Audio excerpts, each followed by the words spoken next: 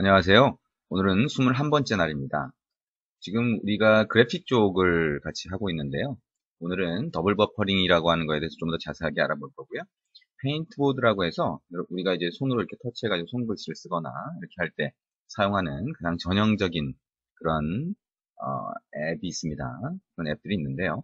그 앱들을 위해서 손가락으로 이렇게 터치할 때 이렇게 글씨가 써지거나 이렇게 할 수 있는 그런 방법들에 대해서 같이 알아보도록 할 겁니다. 자, 먼저 더블 버퍼링입니다.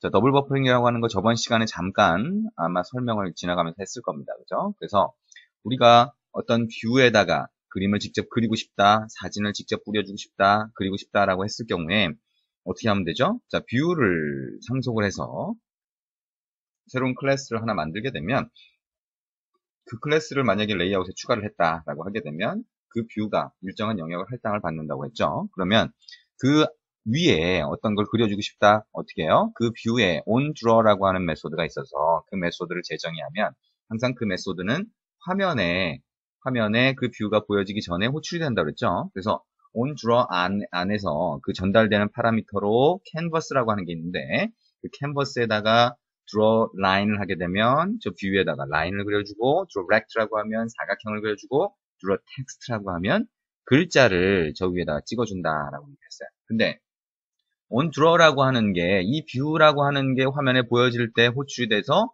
그 안에서 캔버스를 이용해서 그려주면 되는데 자, 그 그려지는 내용들 선이라든가 사진이라든가 이런 내용들이 굉장히 많아요. 그럴 경우에 내가 이거를 다시 그리거나 이렇게 하는 상황이 계속 발생하면 성능이 떨어지는 문제가 생깁니다. 그래서 어떻게 하냐면 메모리상에다가 이 뷰하고 똑같은 크기의 비트맵 객체를 만들어주죠. 그 다음에 비트맵 객체에다가 선이라든가 이런 것을 그려주게 됩니다. 그 다음에 onDraw에서 이 뷰가 바로 보여지기 전에 onDraw에서는 메모리에 만들어진 비트맵 객체를 그냥 뿌려주기만 하는 거죠. 그래서 여기 있는 것처럼 draw 비트맵 하면 비트맵을 하나 그려줄 수가 있는데 그 비트맵을 그려주는 거는 메모리상에 이미 만들어진 우리가 선을 그리건 뭘 하건 다 이미 해줬는데 그거를 그냥 사진 하나 뿌리듯이 뷰 위에다가 뿌려주는 그런 방법을 더블 버퍼링이라고 합니다. 일종의 버퍼에 해당하는 또는 캐시라고 할 수도 있는데요. 버퍼에 해당하는 비트맵 객체를 만들어서 그쪽에다 그려주고 실제 화면에 보일 때는 이미 그려진 비트맵을 보여준다라고 하는 게 더블 버퍼링이다. 이 정도 생각하시면 됩니다. 이거는 꼭 뭐 안드로이드가 아니더라도 기존에 자바를 하셨거나 아니면 다른 언어를 하셨다고 하더라도 그래픽 쪽에서 자주 사용되는 개념입니다. 그래서 새로운 개념은 아니고요. 이런 방법으로 일반적으로 그래픽 처리를 한다 정도 생각을 하시면 될 것 같습니다. 자, 그래서 구체적으로 좀 보죠. 구체적으로 보면 화면상에 지금 빨간색 사각형을 우리가 그렸었는데요. 저번 시간에. 그죠? 근데 그걸 그릴 때 이거를 화면상에 그냥 드로렉트라고 해서 onDraw 안에서 그려주는 게 아니라 어떻게 해요? 캐시 비트맵이라고 하는 예를 들면 메모리에 비트맵 객체를 만들어준 다음에 어떻게 합니까? 실제 코드상에서 드로잉을 해주는 건 어떻게 합니까? 여기에다가 그려주는 거죠. 그 다음에 onDraw에서는 draw 비트맵으로 메모리에 그려진 이 비트맵 객체를 만들어진 객체를 그냥 그려주는 겁니다. 그렇죠? 그러면 여러분이 draw line이라든가 draw rect라든가 이런 메소드를 캔버스에 호출할 때는 어떻게 해요? 이 비트맵에 해당하는 캔버스 객체에다가 이거를 그려줘야 이 메모리상에 또는 메모리에 만들어진 비트맵 객체에 그릴 수가 있는 거죠. 자, 아직은 약간 정확히 개념이 들어오지 않는다라고 하게 되면 같이 코드를 만들어 보면 좀 쉬울 것 같아요. 자, 우리가 어떤 이미지를 처음에 뿌려준다라고 했을 때 그 이미지는 보통 이제 이미지 뷰라고 하는 태그를 이용해서 보여줬었죠. 가장 간단한 방법입니다. 위젯에서 사용하는 방법. 그 방법부터 시작해서 우리가 이미지 형태, 비트맵이라고 하는 게 결국 이미지잖아요. 거기에다가 그래픽을 그려서 보여주는 거기까지 한번 같이 만들어 보도록 하겠습니다. 자, 파일, 뉴, 안드로이드 프로젝트를 하나 만들겠습니다. 그 다음에 프로젝트 이름은 myImage라고 이름을 붙여볼게요. 그리고 2.2 플랫폼을 사용을 해보겠습니다. 패키지 이름은 org, android town, 그 다음에 myImage라고 붙여볼게요. 자, 그러면 myImage라고 하는 프로젝트를 하나 만들었는데요. 자, 우리가 res 밑에, layout 폴더 밑에 main.xml이라고 하는 파일에서 텍스트 뷰라고 하는 거를 복사를 해서 텍스트 뷰라고 하는 걸 복사를 해서 그 밑에다가 이미지 뷰를 하나 만들어 보자. 자, 그럼 뭐예요? 이게 뭐랄까요? 그래픽 예제입니다. 라고 그냥 텍스트를 하나 텍스트에다가 넣어주고요. 그 다음에 이걸 복사해서 밑에 이미지 뷰를 우리가 만들어주게 되면, 자, 이렇게 이미지 뷰를 만들어주게 되면 어떻게 해야 돼요? 자, 이미지를 여기다가 추가할 수가 있을 겁니다. 그래서 그냥 간단하게 이미지 하나 보여주는 거, 이미지 뷰라고 하는 태그를 사용하고, 예를 들면 랩 컨텐트 한 다음에 어떻게 해요? 이미지를 지정해 주면 돼요.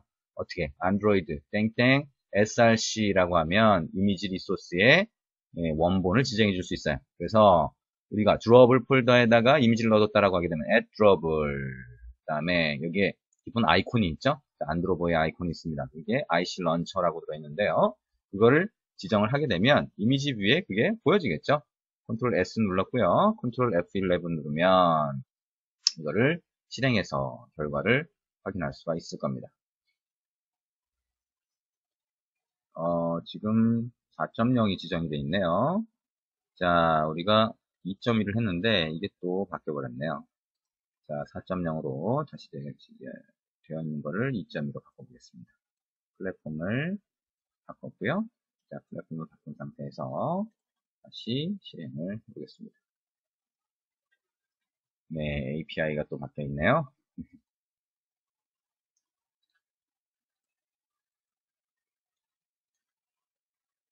자, 이거를 항아리였나요? 네, 바꾸고 컨트롤 F11 실행을 해봤습니다. 자, 에뮬레이터를 지금 이미 띄워놨기 때문에 띄워진 에뮬레이터로 실행을 하려고 2.2로 다시 지정을 해줬습니다. 자, 지금 실행을 하니까요. 여기에 이미지 뷰라고 하는 거, 텍스트 뷰 밑에 자, 이미지 뷰 하니까 이미지를 쉽게 뿌려줬었죠. 아주 간단한 겁니다. 그죠? 자, 지금은 이걸 모르는 분은 별로 없을 것 같아요. 자, 이거를 어떻게 한다고 그랬죠? 자, 이렇게 이미지 뷰라고 하는 특정한 위젯을 사용하는 게 아니라 우리가 뷰를 상속해서 그 위에다가 필요한 그래픽을 그려준다고 그랬어요. 그리고 그 안에다가 지금 여기서 한 것처럼 이런 안드로보이 이미지를 갖다가 뿌려줄 수도 있겠죠. 그렇죠? 자, 그런 거를 지금 한번 같이 해보자는 겁니다. 자, 그래서 저번 시간에 했던 게 뭐예요? 자, 새로운 뷰 클래스를 하나 만들어줬었죠? 자, 마이 이미지 안에 소스 밑에 패키지 선택하고 오른쪽 마우스 버튼, 그 다음에 new, 그래서 클래스를 새로 하나 만들게 됩니다. 그래서 예를 들면 어떤 이름으로 만들까요? 자, my 이미지인데 my view라고 만들까요? 또 my view라고 한번 만들어보자. 그 다음에 view 슈퍼 클래스는 view라고 하는 걸 지정을 하시면 찾아서 지정을 하시면 my view라고 하는 새로운 클래스가 만들어지는데 이 새로운 클래스는 view를 상속해서 만들게 되죠. 그렇죠? 그리고 빨간 줄이 나오는데 거기에 갖다 대면 컨스트럭터가 없습니다. 두 번째 걸 선택을 하게 되고요. 그리고 이 카멘트는 없애주면 된다. 그렇죠? 그다음 이걸 복사를 해서 갖다 넣어주고 파라미터 하나만 남기고 두 번째 거는 없애주면 된다라고 얘기를 했었습니다. 자, 이렇게 없어주면 생성자가 만들어지게 되고요. 만약에 초기화하는 게 필요하다, 이닛이라고 하는 거를 정의를 하고 거기에 컨텍스트를 넘겨주게 됩니다. 자, 이렇게 둘 다 이 init이라고 하는 걸 호출을 하게 되고요. private void init이라고 해서 컨텍스트를 하나 전달받는 초기화할 수 있는 메소드를 하나 정해주면 이 안에서 필요한 초기화 코드를 넣을 수 있다라고 저번 시간에 얘기를 했었습니다. 자, 그래서 우리가 이전에 했던 거 지금 잠깐 복습한다고 생각하고 같이 하는 겁니다. 자, 그래서 자, 오른쪽 마우스 버튼 또 눌러서 소스의 override implement method에 어떻게 썼죠? onDraw라고 하는 게 있었다라고 했었죠. 그래서 onDraw라고 하는 메소드를 선택하고 OK, 그래서 override를 하면 재정의를 하면 이 안에서 여러분이 필요한 드로잉을 할 수가 있다 그랬죠. 어떻게? 캔버스라고 하는 객체가 있으면 캔버스에 뭐예요? drawRect라고 하는 메소드가 있어서 우리가 좌표 값을 주면 사각형을 하나 그릴 수 있다라고 했었어요. 자, 그래서 자, 예를 들면 100.0f 그 다음에 두 번째 파라미터 뭐예요? 위쪽 세 번째 200 그 다음에 네 번째 마찬가지로 200 하고 나면 페인트 객체가 하나 남는데 이 페인트 객체는 그리기를 위한 그죠? 그래픽을 그리기 위한 속성들을 담고 있다 그랬죠? 또 맨 위에서 페인트 객체를 하나 선언을 해주고 그 다음에 init 초기화하는 데서 이 페인트 객체를 하나 만들어주면 그러면 우리가 이 페인트 객체를 드로잉을 할 때 전달을 해줘서 속성을 지정할 수 있다라고 했습니다. 그죠? 그래서 이 페인트 객체에 만약에 어떻게 해요?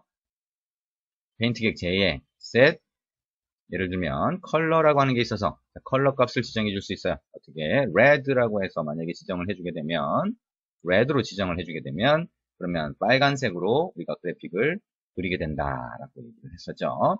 자, 그리고 여기까지 저장을 한 다음에 자, XML 레이아웃에다가 자, 아까 우리가 추가했던 이미지 뷰라고 하는 것 저건 뭐 복습을 위해서 그냥 간단하게 이미지 뷰 저렇게 쓸 수 있다. 소스를 지정하면 얘기를 한 거고요. 여기에다가 우리가 직접 만든 거 뭐예요? 요 my view라고 하는 거 어떻게 만들었나요? 자, org android town my image my view라고 해서 하나 만들었는데요. 자, 이게 가로 방향, 세로 방향 전부 다 나머지 여유 공간을 채워주죠. fill parent를 채워주고 소스는 없애주면 될 것 같아요. 소스 속성은 자, 이렇게 하면 우리가 새로 만든 뷰 클래스를 추가를 할 수 있다. 자, 그리고 백그라운드는 하얗게 만들어서 뭔가 보일 수 있게 이렇게 한다라고 했었어요. 샵 ff 맞나요? 네. 자, 이렇게 하면 하얀 바탕에다가 뭔가가 보여지는 그런 형태가 되겠죠. 컨트롤 F11 눌러서 이게 정상적으로 보이는지 먼저 잠깐 확인을 해보도록 하겠습니다. 자, 이런 형태로 보이네요. 그죠? 이게 저번까지 했던 겁니다. 그리고 저번 시간에는 여기에 마우스를 또는 손가락으로 터치할 때, 화면을 터치할 때, 이게 빨간색 사각형이 따라서 움직일 수 있도록 터치 이벤트를 처리하는 방법까지 같이 해봤었어요. 자, 요번 시간에는 지금 저번 시간에 했던 거 어느 정도 간단하게 다시 한번 복습을 하는 차원에서 같이 해봤고요. 이거를 아까 얘기했었죠? 자, 지금 보면 저번 시간에 했던 것까지 보게 되면 자, 새로운 뷰를 만들었고 onDraw라고 하는 메소드 안에서 캔버스 객체를 이용해서 드로잉을 하니까 화면에 그대로 드로잉이 됐는데요. 자, 이게 아니라 onDraw 안에서 이렇게 그리는 게 아니라 우리가 메모리에 미리 만들어 놓은 비트맵 객체가 있고 그리고 거기에다가 드로잉을 해야 된다라고 얘기했었어요. 그죠? 그게 더블 버퍼링이라고 했고 여기에 그래픽을 많이 드로잉할 때는 더블 버퍼링 기법을 사용을 하게 된다라고 했습니다. 그죠? 자, 그거를 같이 한번 만들어 보겠습니다. 일단 근데 문제는 뭐예요? 메모리에 비트맵 객체를 하나 만들어야 된다라고 얘기했어요. 그렇죠? 근데 그게 지금 보여지는 이 뷰와 동일한 사이즈, 그렇죠? 이 뷰의 화면과 동일한 사이즈여야 그 메모리에 만들어진 비트맵 객체를 이 뷰에다가 딱 그렸을 때 정확히 똑같이 보이겠죠? 그렇죠? 그래서 그거를 이 뷰의 사이즈와 똑같이 맞추려면 이 뷰가 언제 딱 크기가 결정되는지 알아야 되겠죠? 그래서 그 크기를 알아내야 될 겁니다. 그렇죠? 그래서 크기를 알아내는 거. 자, 여기에 다시 또 오른쪽 마우스 버튼 눌러서 소스, override, implement method 그래서 가보시면 on으로 시작하는 것 중에 onSize changed라고 하는 메소드가 있어요. 그래서 이게 뭐냐면 어떤 뷰가 있을 때, 안드로이드 뷰가 있을 때 뷰의 크기가 결정이 되면 크기는 어떻게 결정이 돼요? 그걸 그 뷰를 포함하고 있는 레이아웃이라든가 다른 요소에 의해서 결정이 되겠죠. 그렇죠? 그래서 그 뷰의 크기가 딱 결정이 되면 이 메소드가 호출이 됩니다. 그래서 이걸 선택을 해서 이렇게 재정의를 하게 되면 우리가 이 뷰의 크기가 결정돼서 여기에 첫 번째 파라미터 가로 크기, 두 번째 파라미터 세로 크기가 넘어오면 이 크기에 맞춰서 우리가 메모리에 비트맵 객체를 하나 만들어 줄 수가 있습니다. 자, 그러면 onSize changed라고 하는 거, 여기 있는 슈퍼 호출하는 거는 없애 주셔도 돼요. 자, 예를 들면 자, onSize changed라고 하는 이 메소드가 있는데 여기에다가 새로운 비트맵 객체를 하나 만들어 줄 수 있다고 했어요. 자, 어떻게 하냐면 비트맵 객체를 새로 아무것도 없는 객체를 만들어 줄 때는 자, 비트맵이라고 하는 클래스 안에 보시면 점 해보시면 create bitmap이라고 하는 게 있어요. 자, 이게 비트맵 객체를 새로 하나 만들어 줄 수 있는 그런 메소드입니다. 그래서 다른 비트맵 객체나 아니면 컬러 값을 이용해서 만들어 줄 수도 있고요. 자, 여기에 보시면 두 번째 메소드가 있어요. 그래서 이걸 선택을 해보시면 가로하고 세로 크기를 지정하면서 비어있는 아무것도 없는 새로운 비트맵 객체를 만들 수 있습니다. 그러면 가로 크기는 얼마? 여기에 있는 여기서 전달되는 onSize changed라고 하는 걸 이용해서 전달되는 첫 번째하고 두 번째 파라미터가 이 뷰의 크기라고 했죠. 그래서 W 그다음에 여기 있는 H를 넣어 주실 수가 있겠죠. 그 다음에 config라고 하는 거는 자 bitmap이라고 하는 클래스에 보시면 클래스 객체로 config라고 하는 게 있고요. 그거 점 해보시면 argb 이런 식으로 컬러 값 스킴을 컬러 값 형태를 어떻게 지정할 수 있는지가 나옵니다. argb 8888을 지정을 하도록 하겠습니다. 자, 그러면 이 메소드에서 리턴하는 게 뭐냐면 비트맵 객체가 돼요. 그러면 예를 들어서 비트맵 객체를 하나 받아보죠. 자, 비트맵 객체, 그래서 예를 들면 이게 메모리에 만들어지는 거라고 했죠. 더블 버퍼링 기법을 위해서. 그래서 그거를 예를 들면 캐시라고 하면 캐시 비트맵이라고 이름을 한번 붙여보죠. 자, 그러면 이게 메모리에 비트맵을 하나 만든 거예요. 그리고 이 메모리에 비트맵을 만든 다음에 여기다가 우리가 드로잉을 해야 되잖아요. 여기 있는 것처럼 드로 렉트라고 해서 사각형을 그려야 되는데 그리기 위한 메소드는 어디 있어요? 캔버스라고 하는 객체의 정의가 되어 있습니다. 그렇죠? 근데 우리가 그리려고 하는 건 여기에다 그리는 게 아니라 이건 화면에 직접 그리는 거니까 그죠? 그게 아니라 메모리에 만들어진 비트맵에 그리고 싶은 거예요. 그러면 이 비트맵에 그릴 수 있는 캔버스 객체는 어떻게 만들 수 있을까가 문제가 되는 거죠. 자, 이런 경우에는 여러분이 캔버스를 직접 U로 만들어 주셔도 됩니다. 자, 그래서 캐시 캔버스라고 하는 객체가 하나 있다라고 하면 이거를 new canvas라고 해서 만들게 되는 거죠. 그 다음에 이건 그냥 캔버스 객체를 하나 만든 거잖아요. 이 캔버스가 위에 만든 비트맵 객체를 위한 캔버스다라고 하는 걸 지정을 해줘야 되는데요. 그러려면 이 캐시 캔버스에 점 해보면 set bitmap이라고 하는 메소드가 있습니다. 그래서 우리가 캐시 비트맵이라고 해서 이거를 지정을 해주시면 그러면 이 캔버스에다가 내가 드로잉을 하면 그게 요 비트맵 객체에 그려지는 거예요. 자, 그렇게 생각을 할 수가 있습니다. 그러면 여기까지 만들었다라고 하면 이제 우리가 어떤 드로잉을 할 때는 여기다가 하면 되겠죠, 그죠? 그렇겠죠? 네, 여기다가 하면 될 겁니다. 자, 그래서 우리가 여기 onSize changed라고 하는 데에서 이렇게 만들어주고 메모리에 만들어주고 그 다음에 테스트로 한번 그려볼게요. 자, 테스트 draw라고 하는 메소드를 하나 만들어 보고요. 테스트 draw라고 하면 이 메소드 안에서 draw라고 하는 메소드 안에서 지금 우리가 여기서 드로잉 했던 거를 어떻게 해요? 그대로 복사해서 어디다가 그립니까? 캐시 캔버스라고 하는 쪽으로 그려주면 이 비트맵 쪽으로 그리겠죠, 그죠? 근데 여기선 참조할 수가 없어요. 다른 메소드니까. 그러면 어떻게 해요? 여기에 있는 캔버스 객체를 위쪽으로 정의를 할 수가 있을 겁니다. 그렇죠? 그래서 얘는 그냥 참조를 하게 만들고요. 비트맵도 그대로 한번 만들어 보죠. 저 위에다가 변수로 선언을 하고 여기에서는 그 변수를 참조하게 그렇게 바꿔보도록 하겠습니다. 자, 그러면 이 메소드에서 이제 참조할 수가 있죠. 그래서 캐시 캔버스에다가 드로 렉트를 하게 되니까 메모리에 만든 비트맵 객체에다가 빨간색 사각형을 그리게 되는 거죠. 그러면 온드로에서는 뭘 할까요? 메모리에 만들어진 이 비트맵 객체를 드로잉을 해주면 됩니다. 그죠? 근데 저거는 어떤 거예요? 렉트가 아니라 비트맵이에요. 그래서 draw bitmap이라고 하는 이 메소드가 있습니다. 그래서 draw bitmap 메소드를 이용해서 얘가 드로잉을 해주면 됩니다. 그렇겠죠? 그래서 draw bitmap 해서 우리가 뭐예요? 캐시 bitmap이라고 하는 게 있었고요. 그 다음에 자, 여기는 이제 매트릭스라고 하는 객체를 쓰게 되니까 그걸 말고 우리 다른 거를 갖다 쓰는 게 좋겠네요. 여기 쭉 보시면 비트맵 객체 다음에 전달되는 게 left top이라고 해서 두 번째 거죠. 이걸 선택을 하시면 캐시 비트맵이라고 하는 거 이걸 사용하고 left top 어느 위치에다가 이 비트맵을 그려줄 거냐. 자, 우리가 이게 똑같은 사이즈로 만들었으니까요. 맨 좌측 상단 00으로 해서 좌표값 좌측 상단으로 주면 되겠네요. 그렇죠? 그 다음에 페인트 객체는 전달을 안 해도 될 것 같아요. 그래서 널 값으로 페인트 객체를 전달을 하면 얘가 그냥 있는 그대로 드로잉을 해주게 될 겁니다. 자, 그래서 만약에 이 비트맵 객체가 캐시 비트맵이라고 하는 게 널 값이면 그러면 그리면 안 될 테니까요. 그러면 캐시 비트맵이 널이 아니면 이걸 그려라 이런 식으로 간단하게 추가를 할 수가 있을 겁니다. 자, 이런 형태로 만들면 뭐가 달라졌어요? 자, 원래 draw rect라고 해서 그리던 게 onDraw 안에 있었는데 지금 그거를 그냥 우리가 버튼을 눌렀을 때 다시 그리는 뭐 이런 것들을 만들면 좀 복잡해지니까 그냥 테스트 draw라고 해서 우리가 onSize changed 안에서 메모리에 뷰의 크기가 똑같은 비트맵 객체를 만들고 거기다가 가상으로 그린 거예요. 그죠?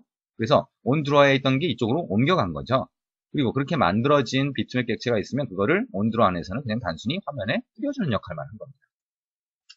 자, 우리가 더블 버퍼링이라고 하는 개념을 이렇게 보니까 코드상에서 보니까 좀 이해가 더 잘 되실 거라고 생각이 됩니다.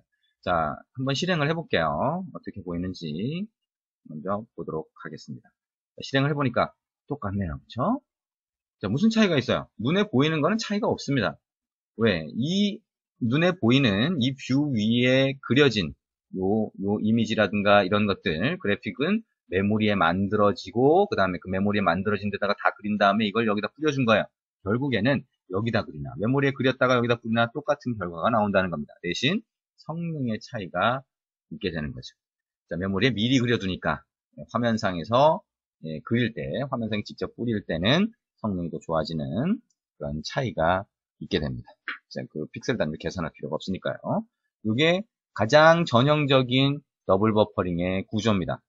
그래서 이 구조에 대해서 어느 정도 잘 알아두셔야 되겠죠. 만약에 그래픽 처리를 해야 되는 경우가 생긴다면 이거에 대해서 잘 알아둬야 될 거고요.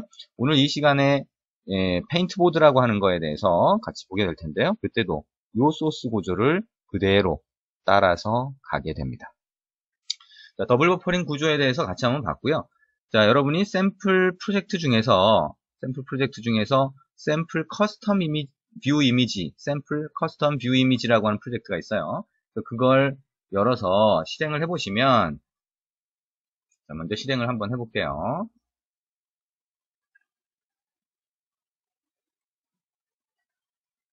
자, 실행을 해보면 이렇게 보입니다. 그래서 이미지가 이렇게 있으면 이미지를 이렇게 보여주거나 드로잉을 해주거나, 그죠? 렉트를 드로잉 해주거나 이런 코드라고 보시면 될 것 같아요. 그래서 지금 보시면 여기 있는 이미지를 서로 반대 방향으로 바꿔놓은 거죠, 그죠? 이렇게 똑같은 이미지를 반대 방향으로 바꿔서 화면상에 뿌리거나 이런 거를 보실 수가 있어요. 그래서 이런 몇 가지 그 화면상에 드로잉을 할 때 몇 가지 효과를 주는 방법에 대해서 여기서 좀 보실 수가 있습니다. 자, 일단 커스텀 뷰 이미지 우리가 지금까지 했던 거하고 똑같아요. 뷰를 상속해서 여기다가 직접 드로잉을 해주기 위한 겁니다. 그러면 on draw라고 하는 쪽을 가보니까 우리가 했던 더블 버퍼링하고 똑같네요. 그죠? 그래서 캐시 비트맵이라고 하는 객체가 있어서 그거를 여기서 그냥 단순히 뿌려주는 역할만 한다. 드러 비트맵으로 해서. 그러면 실제 그래픽이 그려진 거는 캐시 비트맵에 그려졌겠죠. 그죠? 그래서 캐시 비트맵이라고 하는 객체가 우리가 아까 했던 것처럼 on size changed라고 하는 거에서 create cache bitmap이라고 하는 게 호출이 되는데 거기 가보니까 빈 이미지를 하나 메모리에 만들어줬네요. 그리고 나서 테스트 드로잉 우리가 했던 것처럼 똑같이 테스트로 그래픽을 그린 거예요. 그 메모리에 있는 비트맵 객체에다가. 그죠? 어떻게? 캐시 캔버스가 그 비트맵에 그릴 수 있게 해주는 거니까 여기다 그렸어요. 그러면 이거를 차근차근 하나씩 보죠. 자, 첫 번째 보니까 draw color라고 하는 게 있어요. draw color. 컬러를 그리래요. 그래서 이거는 뒤에 컬러 값을 주면 화면 전체를 이 컬러 값으로 채워주는 역할을 합니다. 자, 그 다음에 렉트를 하나 그렸네요. 빨간색으로. 이게 아까 우리가 봤던 빨간색 사각형이군요. 요거네요. 그죠? 그 다음에 그 밑을 보니까 decode resource라고 해서 우리가 drawable 폴더 밑에 water drop이라고 하는 이미지를 하나 넣어놨는데 그거를 비트맵 객체로 만들 수가 있네요. 어떻게? 비트맵 팩토리라고 하는 게 있어서 decode resource라고 하는 메소드를 호출하면 drawable 폴더 밑에 넣어둔 이미지를 비트맵 객체로 만들 수가 있구나 라고 생각할 수 있습니다. 그래서 그거를 그대로 어떻게 해요? 메모리에 있는 비트맵에다가 draw 비트맵으로 그려준 거예요. 그게 뭘까요? 이게 되겠죠. 왼쪽 상단에 30by 30에 해당하는 위치에 그려준 겁니다. 그러면 그 밑에 있는 건 어떻게 그리는지 그게 이거예요. 그래서 일단 draw 비트맵은 똑같네요. 그죠? 근데 여기 보니까 이미지가 이렇게 돼 있어요. 뭔가 바뀐 이미지네요. 그죠? 이름이 다르잖아요. 얘하고. 근데 보니까 어떻게 바꿨냐 보니까 create 비트맵으로 했어요. 어떻게? 우리가 아까 drawable 폴더 밑에서 source 비트맵이라고 하는 걸 하나 로딩해서 비트맵 객체로 갖고 있었는데 그 source 이미지라고 하는 비트맵을 다시 또 create 비트맵으로 호출해서 이 메소드로 호출해서 새로 만들어준 거예요. 새로. 근데 새로 만들어줄 때 create 비트맵을 할 때 호출할 때 전달된 파라미터 중에 여기 있는 매트릭스 객체가 하나 전달이 됐습니다. 그죠? 매트릭스가 뭐라고 했어요? 이미지 변환을 위해서 사용되는 객체라고 했습니다. 자, 그래서 보니까 위에 new 매트릭스를 해서 매트릭스 객체가 하나 만들어졌는데 거기 보니까 set scale이라고 하는 값이 있네요. 그죠? set scale. 그래서 마이너스 1, 1이라고 하는 값이 스케일이라고 하는데 들어가니까 어떻게 돼요? 얘가 이미지가 반전이 됐네요. 그래서 이렇게 바뀌었어요. 어떻게 좌측하고 우측이 바뀐 거를 볼 수가 있습니다. 그렇죠? 자, 이게 여러분이 매트릭스 객체에서 포스트 스케일이라고 하는 거를 전번에 잠깐 보셨는데요. 그것처럼 얘가 반전을 시키거나 이런 것도 매트릭스 객체에서 가능하다. 어쨌든 매트릭스 객체가 있으면 이 객체에다가 어떤 효과를 주고 그거를 비트맵 객체를 새로 만들 때 적용을 하면 그 비트맵 객체가 이 효과가 적용돼서 새로 만들어진다라고 하는 거를 아실 수가 있을 겁니다. 자, 그 밑에 있는 것도 마찬가지가 될 거고요. 자, 하나 더 밑에 있는 마지막에 있는 걸 좀 보시면 여기도 비트맵 객체를 그려주고 있어요. 그죠? 그리고 여기 보니까 이 scaled image라고 하는 거는 source image 2라고 하는 게 있으면 이 source image 2가 뭐예요? face라고 해서 여기 있는 사람 얼굴이 이미지로 들어가 있었는데 그거를 비트맵 객체로 로딩을 한 다음에 어떻게 했냐면 create scaled image를 호출한 거예요. create bitmap이 아니라 create scaled bitmap이라고 하는 메소드를 사용하면 원본 이미지를 이용을 하지만 그거를 2배든 3배든 확대하거나 2분의 1이든 4분의 1이든 축소할 수가 있습니다. 그래서 여기에서는 곱하기 2가 되니까 확대된 이미지를 만들어주는 거죠. 자, 그리고 또 한 가지. 페인트 객체에다가 마스크 필터라고 돼 있죠. 그래서 이 마스크 필터라고 하는 거를 블러 마스크 필터라고 하는 객체로 만들어서 적용을 했더니 여기에 보시는 것처럼 이미지가 약간 블러링이 돼 있어요. 이렇게 약간 희미해지게 돼 있죠. 그래서 2배 확대를 하고 약간 희미하게 만든 이런 방법들. 지금 여기서 보시는 것처럼 어떻게 해요? 2배 확대하는 거 비트맵을 새로 만드는데 create scaled 비트맵으로 하고 그 다음에 마스크 필터라고 하는 거를 적용해서 블러링을 시킬 수 있다라고 하는 거를 생각을 해주시면 됩니다. 자, 그래서 우리가 더블 버퍼링이라고 하는 걸 하면서 거기에다가 그래픽을 그려줄 때, 이미지를 그려줄 때, 비트맵 이미지를 그려준다라고 하면 이런 식의 효과를 줄 수 있다라고 하는 거. 자, 이것도 모든 걸 전부 다 기억하실 필요는 없어요.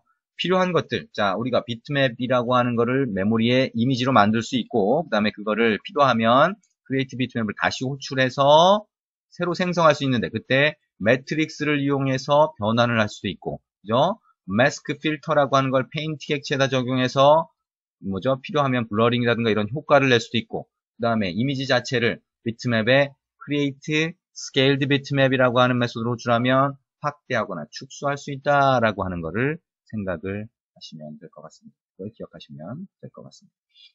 자, 여기까지 해서 더블 버퍼링에 대한 거하고요. 자, 비트맵 이미지, 그 다음에 그래픽을 처리할 때 효과를 주는 방법에 대해서 같이 알아봤습니다. 자, 그러면 이게 가장 그래픽의 기본이라고 할 수가 있어요. 그러면 그래픽의 기본적인 거는 이번 시간 해서 같이 한번 봤고요. 자, 여기 보시면 여러분이 프로젝트 파일 중에 페인트보드라고 하는 게 있습니다. 자, 이 페인트보드라고 하는 프로젝트를 보시면 굉장히 많은 소스 파일들이 쭉 들어가 있어요. 소스 파일들이 쭉 들어가 있는데 여기에 보시면 android manifest.xml 파일이 있죠? 그 안에 들어가서 여기 애플리케이션이라고 하는 태그 안에 들어가 있는 이 액티비티가 메인 액티비티예요. 여기 있는 인텐트 필터 이 부분이 메인 액티비티라고 하는 거를 알려주고 있는 거죠. 여기에서 일단은 처음에 페인트보드 액티비티라고 하는 페인트보드 액티비티라고 하는 이름으로 액티비티를 지정을 해주시고 한번 실행을 해보시기 바랍니다. 자, 한번 실행해 보도록 하겠습니다.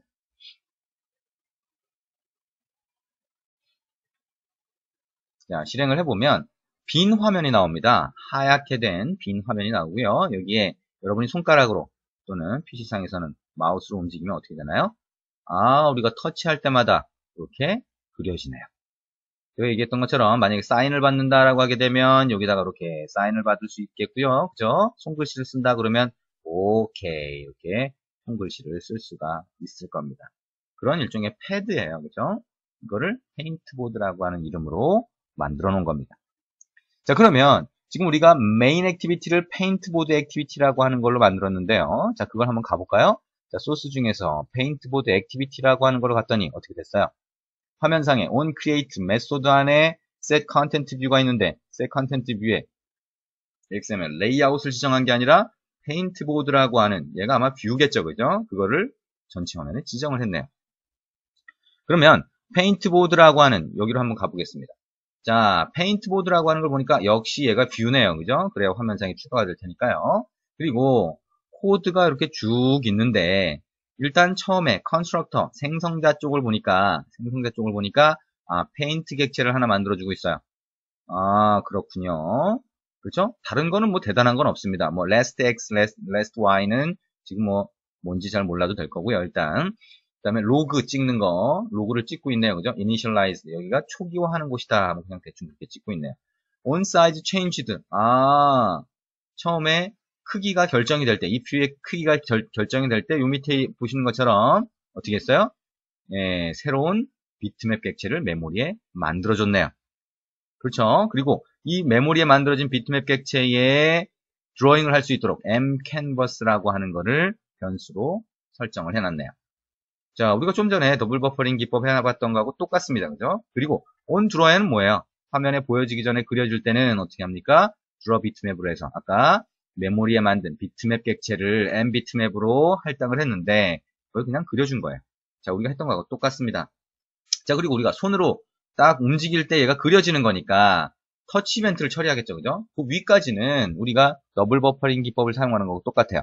이거 어떻게 돼요? on touch 이벤트를 재정의해서 override해서 처리를 하는데 이때 어떻게 됩니까? action up, action down, action move가 있는데 action move 쪽 우리가 손가락을 움직일 때 계속 그리고 있으니까 action move를 봐야 되겠죠? 그때 보니까 어떻게 돼요? draw line을 하고 있네요. 어디에? 메모리에 만들어진 비트맵 객체에다가. 그렇죠? 그래서 last x하고 last y는 이전에 움직이기 이전 좌표 값을 여기서 계속 이렇게 할당을 하고 있어요. 지금 현재의 XY 좌표를 last x하고 last y로 저장해 놨다가 내가 손가락이 움직이면 이전 거하고 지금 현재까지 라인을 그려주고 있네요. 그렇죠? 그러니까 내가 손가락이 움직일 때마다 거기에 해당하는 라인들이 쭉쭉쭉 그려지니까 손가락이 움직일 때 손글씨를 쓸 수가 있는 거죠. 그렇죠? 그리고 마지막에 보면 invalidate 뭐예요? 화면상에 그 부분을 다시 그려달라라고 하는 거죠. 여기서는 화면 전체가 되겠네요. 자, 이렇게 해서 이 간단한 코드가 우리가 아까 봤던 것처럼 이런 기능을 가능하게 하는 거예요. 눈으로 보면 그냥 여기 그 구현된 기능만 가지고 보면 이게 굉장히 복잡하게 구현될 것 같은데 코드는 굉장히 작아요. 그리고 페인트보드라고 하는 요 전체 프로젝트의 소스는 많지만 실제 지금 우리가 본 그 소스는 요 두 개 파일만 해당이 되는 거예요. 요 프로젝트 파일에는 지금 다양한 기능을 가진 거를 메인 액티비티를 여러 개를 넣어놓은 겁니다. 다 쓰이는 게 아니고요. 그래서 비교해 보실 수 있게 그렇게 넣어놓은 겁니다. 첫 번째 예제는 이렇게 간단한 예제입니다. 여러분이 더블 버퍼링 하고 사용 방법하고 그래픽에 대한 방법을 터치 이벤트 처리 방법을 다 아시기 때문에 이제 어느 정도 요 코드가 이해가 되실 거라고 생각이 됩니다. 잘 이해가 안 되시면 지금까지 설명했던 거 다시 한번 연습을 해보시기 바랍니다. 자, 두 번째, 자, 요게 가장 기본적인 페인트보드 구현 방법이고요. 두 번째는 우리가 요 메인 액티비티 쪽, 매니페스트에서 메인 액티비티 쪽을 바꿔보자. 페인트보드 액티비티 앞에다가 굿이라고 붙여봐요. 그러면 여기에 있는 굿 페인트보드 액티비티라고 해서 메인 액티비티를 지금 바꾼 겁니다. 컨트롤 S를 누르고 다시 한번 컨트롤 F11 눌러서 실행을 보도록 하겠습니다. 자, 다시 실행된 걸 보시면 위에 버튼이 추가가 되어 있네요. 그죠? 그래서 여기에서는 굿 페인트보드라고 해서 아까 우리가 봤던 그 애플리케이션 기능을 조금 더 좋게 만든 거예요. 말 그대로 굿이니까요. 그죠? 베러라고 해야 되나요? 네.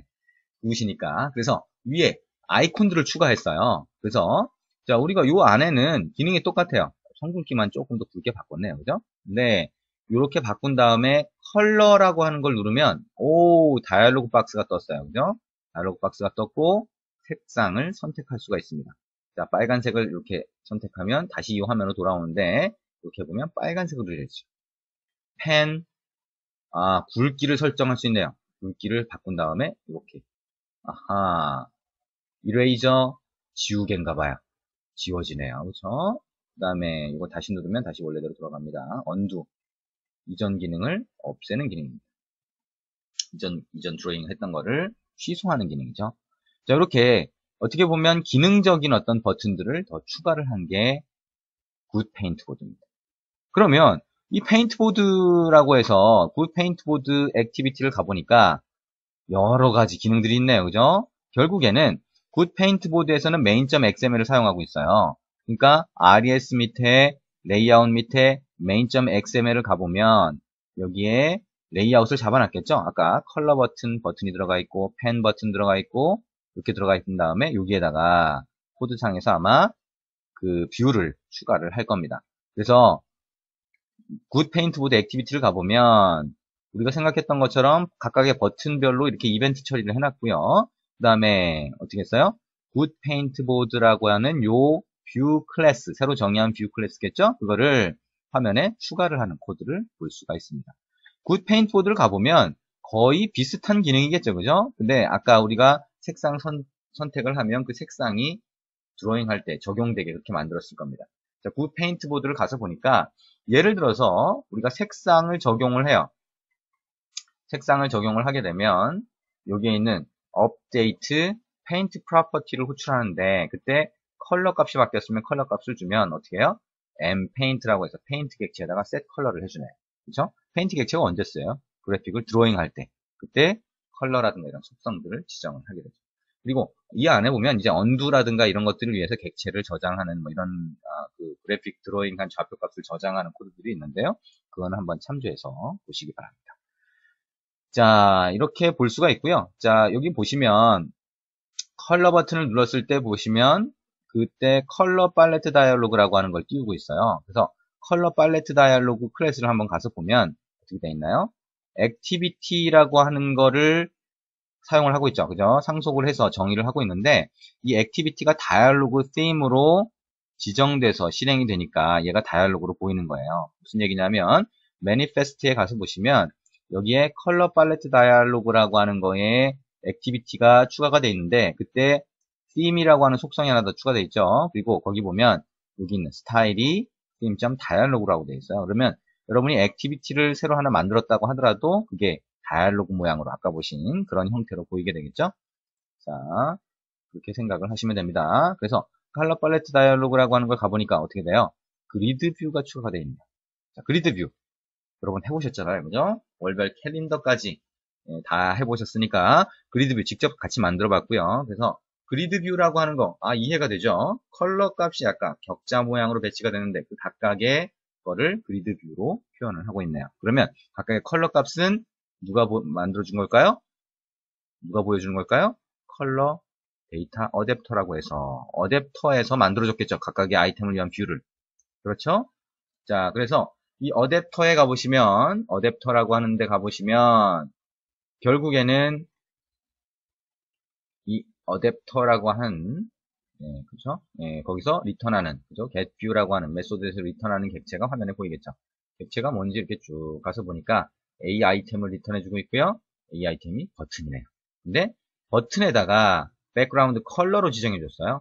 여러분이 이미지 뷰라고 하는 거를 리턴을 해주건 버튼을 리턴해주건 거기에 백그라운드 컬러를 해주면 그 컬러 값이 보이겠죠. 결국에는 여러분이 이 화면에서 컬러라고 하는 버튼을 눌렀을 때 요거는 액티비티가 보여지는 거고요. 그죠? 요게 다이얼로그 형태로 보여지는 거고 요 각각의 아이템, 요 부분은 이제 그리드 뷰가 될 거고 각각의 아이템은 버튼의 백그라운드를 바꿔서 보여주는 거가 되겠네요. 자, 요게 이제 굿 페인트 보드입니다. 자세한 코드는 여러분이 책을 보면서 코드를 하나하나 좀 더 자세하게 확인을 해보시면 됩니다. 자, 마지막으로 매니페스트 파일에서 굿 페인트 보드가 아니라 이번에는 베스트로 한번 바꿔볼게요. 베스트 페인트 보드 액티비티 바꾼 다음에 실행을 한번 해보도록 하겠습니다.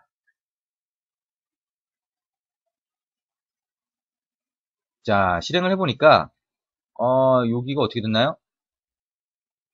자, 여긴 똑같은 거 같이 일단 보이죠? 그 다음에 컬러 값을 또 똑같이 빨간색으로 기능이 똑같네요. 아, 여기 표시되는 게 하나 추가가 됐네요. 그쵸? 뭐, 그건 그렇다 치고, 빨간색으로 했어요. 펜, 굵게 선택을 한 다음에, 또, 이렇게 했어요. 뭐가 좀 달라진 것 같지 않나요? 네.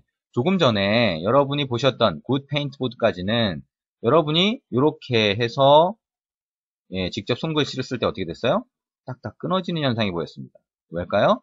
draw line을 사용해서 선을 그렸는데, 여러분이 빨리빨리 움직이게 되면, 어떻게 돼요? 이게 딱딱 끊어지는 현상이 발생하죠.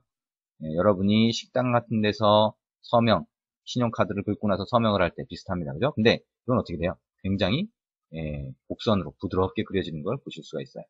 자, 베스트 페인트 보드라고 하는 거는 자, 여기 가서 베스트 페인트 보드를 한번 보시면 조금 더 복잡하게 보일 겁니다. 그래서 코드양이 굉장히 좀 많아졌는데요. 여기서 하는 주요한 역할은 뭐냐면 여러분이 터치 이벤트를 받을 때 자, 터치를 할 때, 손가락으로 터치를 할 때 그 각각의 정보를 어디다가 넣냐면 여기에 있는 패스라고 하는 객체에다가 넣습니다. 그래서 패스라고 하는 거 저번 시간에 잠깐 설명을 했었죠. 그래서 패스라고 하는 거는 캔버스에다 드롭 패스를 이용해서 그릴 수 있는데 얘는 여러 개의 좌표 값을 포함할 수 있어요. 그래서 일반 직선을 포함할 수도 있고 곡선을 포함할 수도 있습니다. 그래서 이 패스라고 하는 데가 여기 있는 것처럼 예를 들어서 쿼드2라고 하는 메소드를 호출하면서 좌표 값을 주면 그러면 얘가 부드러운 곡선을 그려줍니다. 그래서 실제 드로잉을 하면 아까처럼 그런 부드러운 곡선을 만들 수가 있는 겁니다. 그래서 이렇게 복잡하게 이렇게 계산하는 로직들이 들어가 있는데요. 이 로직은 이미 여러분들이 보시는 단계, 자 지금 프로젝트 파일로 제공된 걸 열어보시면 이미 다 만들어져 있죠. 예, 제가 다 만들어 놓은 겁니다. 네. 그래서 아주 예전에 만들어진 거지만 자 이거를 그대로 다 만들어 놨어요. 그래서 페인트보드라고 하는 이 기능들 뭐예요? 손글씨 쓸 때 여러분이 터치해서 손글씨를 쓰기에 필요한 것 부드럽게 이렇게 그릴 수 있는 이 기능들 다 만들어 놨습니다.